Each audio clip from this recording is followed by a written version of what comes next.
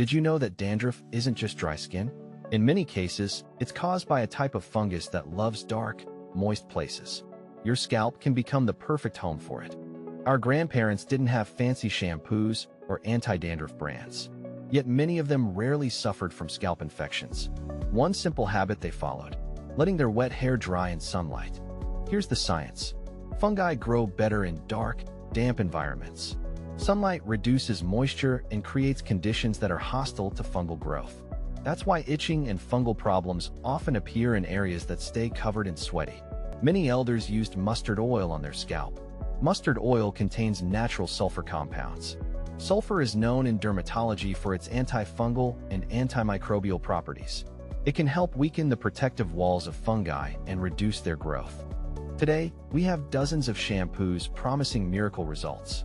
Anti-dandruff, anti-hair fall, vitamin-rich, protein-boosting. But most shampoos use very similar cleaning agents, strong detergents designed to remove oil. Strong detergents can strip away your scalp's natural protective oils. This can irritate the skin, weaken its barrier, and sometimes make itching and flaking worse, creating conditions where fungi can grow again. Hair is made of protein, but your hair does not absorb nutrition from shampoo.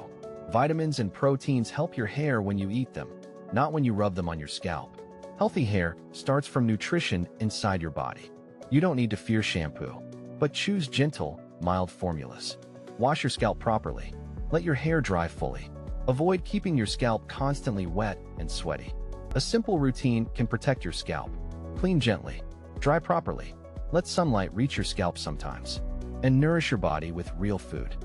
You don't need expensive products for healthy hair. You need simple habits, basic science, and consistency. Start treating your scalp like living skin, not just something to wash and forget.